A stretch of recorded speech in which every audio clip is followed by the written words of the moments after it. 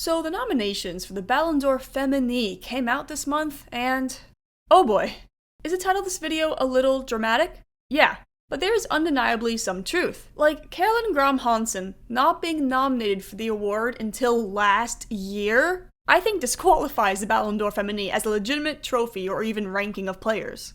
Like, what do you mean when the best players in the past decade wasn't nominated until 2024? Since the award was first introduced in 2018, the winners have usually been arguably the deserved winners, although of course that can be subjective. The first year, Ada Hegerberg won the award, and there wasn't really anything egregious about the rankings behind her. It was a pretty fair Ballon d'Or ranking. And a lot of that can be attributed to the fact that there's no major international tournament that year to over-skew visibility and results. What do I mean by that? Well, in 2019, Megan Rapinoe then won the Ballon d'Or. And on the surface, fine, she was probably the best player at that World Cup. And there is this narrative that she didn't play any club games that year, but that isn't exactly true. The NWSL is on a different calendar. And the 2018 season was a pretty good showing out of her, and of course, the Ballon d'Or takes major international trophies into account.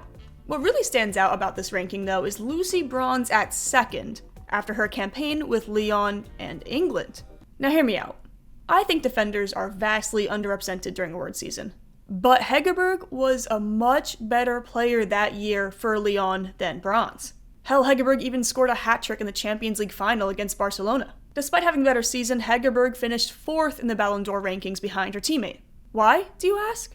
Hegerberg sat out the 2019 World Cup as she was boycotting the Norwegian national team, while Bronze had the press of scoring a screamer for England in the quarterfinals. And just like that, Bronze's year was considered more of a success, even though she and Hegerberg finished with the exact same amount of trophies. It seems to have gone worse the past 2 years, though. And it's not really the winner that's messed up, it's usually the placement. That's where we see the most tomfoolery. And look, I might have some bias here as I am Norwegian, but I don't have bias about this.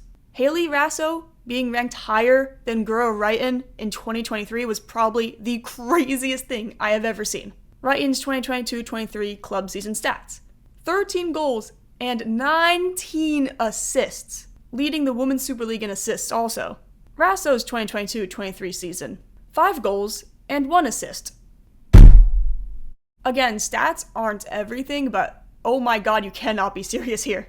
City didn't even qualify for the Champions League that year or win any trophies. So why did Raso finish above Reiten, Payeur, Oshuala, Stanway, her own teammates Bunny Shaw and Hasegawa? Because Australia hosted the World Cup and overachieved, and she scored 3 goals in the tournament. Again, this is a PR award. Olga Carmona finishing 6th overall in 2023 was also a crime against humanity. She was only getting votes because of that World Cup final. She was nowhere near a top 15 player in the world that season. So let's talk about the nominations this year. The first name I saw nominated this year was actually Clara Matteo, and I got so excited. It was like, oh my god, players that are not part of massive clubs are getting nominations. That's huge. Maybe there'll be some integrity this year. Oh my god. Now, I'm not saying trophies and big moments shouldn't matter. Trophies is literally something voters are told to take into consideration. However, it seems like trophies seem to always overtake a player's performance during the club season. And when I'm talking about trophies, I'm not even talking about domestic, because those don't seem to matter nearly as much to voters or discourse in Champions League and international trophies. Which makes sense, but they should matter at least a little bit. Like, Chelsea won the domestic treble, right? Going undefeated in the Women's Super League. They were better than Arsenal for essentially the whole season, except for, of course, the Champions League. Yet, Steph Catley gets a nomination over Natalie Bjorn and Barcelona's Irene Paredes. What? This makes no sense. Like, I'm sorry, the only reason Catley is on here because they won the Champions League. And listen, I love Catley. I watched every Arsenal game this season, but she is not a top 7 center back in the world. Despite Bjorn and Paredes being the better players the whole season, even getting big moments in the Euros, Catley barely even played for Australia this year. But Catley has that Arsenal PR. So before I get into this part, I don't mean to target Arsenal, but they just have the most players really nominated. And makes sense, many players in Arsenal won 2 of the biggest trophies this year. Like, Mariana Caldente is probably my favorite for the Ballon d'Or this year. Emily Fox is goated and was one of the best players all season in the world. Williamson, while she was underwhelming in the league this season, she did captain England at the Euros and was the player of the match basically in the Champions League final. Raso, of course, will also be a top contender. Freedom Autumn was arguably Arsenal's best offensive player this season across all competitions. And the Champions League was an absolutely amazing achievement, and most of the players played the game their lives. And their accomplishment is even more amazing considering the management changed mid-season. But the rest of the year they were shit. They were knocked out of the quarterfinals of the FA Cup by Liverpool, lost to City in the semis of the League Cup, and finished 12 points below the league winners. I think most of the players do deserve to be nominated. However, we need to talk about Kelly. Not really because she's nominated, but because she is widely projected to be a contender. She did win the Euros and Champions League, so let's look at her stats as a winger this season. Yes, I know stats aren't everything, but hang with me for a second. In 14 league matches this season, Kelly got a total of, this can't be right, 2 goals and 3 assists. Ballon d'Or, Ballon d'Or, Ballon d'Or, Ballon d'Or, Ballon d'Or. Maybe I'm just looking at the wrong competition. How many goals did she get in the Champions League? What the are we doing here? Look, if she was in the Edge nominations, I probably wouldn't be talking about this, but the media is painting her in contention for the trophy itself. If she gets top 10, the game is gone. 0 Champions League goals, Jesus Christ.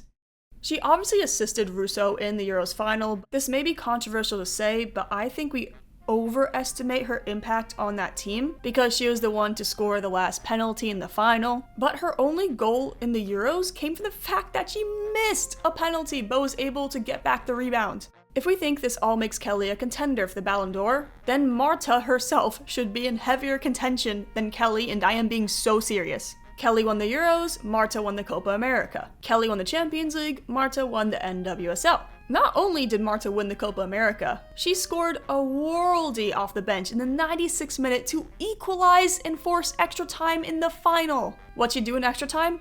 Score again!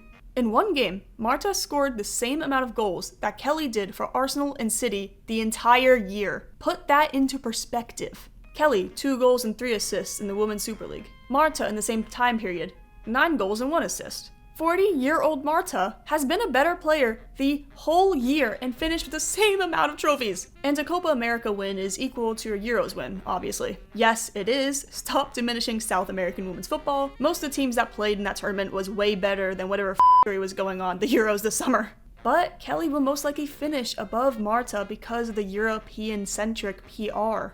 I don't think there's anything crazy in the rest of the nominations. I'm just concerned about the placement of players, but we won't know the placements until October, obviously. But if I were to bet, Bronze is going to finish way too high again. Dumornay is going to finish too low because she plays for Haiti. Pajor is going to suffer because she plays for Poland, and Barca didn't win the Champions League this year despite the fact she was the highest scoring player in Europe this year. So the placement of these players should really be looked at with scrutiny come October. A boost from international competitions is natural, like the boost USA got from the Olympics last year. These players should be commended for their performances in major competitions. But sometimes it goes too far. The Ballon d'Or is an individual trophy. The whole year needs to have an effect. Domestic trophies as well should have an effect. The Ballon d'Or doesn't have to go to a player that won the Champions League. The Champions League, of course, should play a huge role, but the voters act so dismissive of other players' achievements if their team doesn't win that trophy. And again, it all has to do with publicity. Eva Pajor and Melchi Dumornay could have the best seasons in Europe and possibly win the Champions League, but they probably won't win a Ballon d'Or that year because of the countries they represent.